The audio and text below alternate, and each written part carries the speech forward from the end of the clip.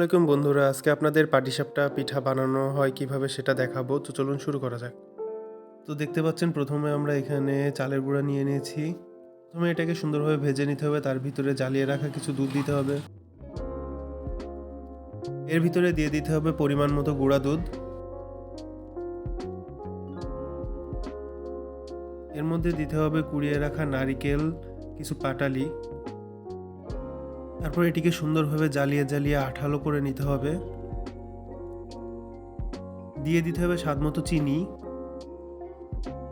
অন্যদিকে আমাদেরকে একটি মিশ্রণ বানিয়ে নিতে হবে। একটা জাল করা দুধ নিয়ে এর ভিতরে দিয়ে দিতে হবে লবণ, দিতে হবে চালের আটা, তারপরে দিতে হবে গমের আটা।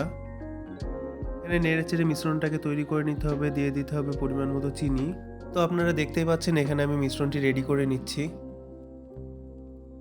মিশ্রণটি রেডি হয়ে গেলে নিয়ে নিতে হবে একটি ফ্রাই প্যান, তার উপরে একটু তেল ব্রাশ করে নিতে হবে হালকাভাবে। তার উপরে দিয়ে দিতে হবে গুলিয়ে রাখা মিশ্রণটি।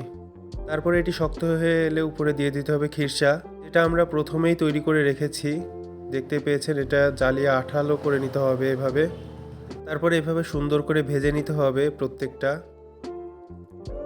তৈরি হয়ে যাবে মজাদার সুস্বাদু সবার পছন্দের পাটিসাপটা পিঠা।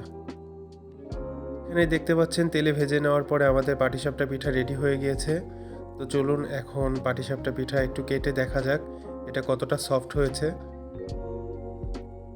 পর্যন্তই আজকের মতো বিদায় নিচ্ছি, দেখা হবে পরের ভিডিওতে। খোদা হাফেজ।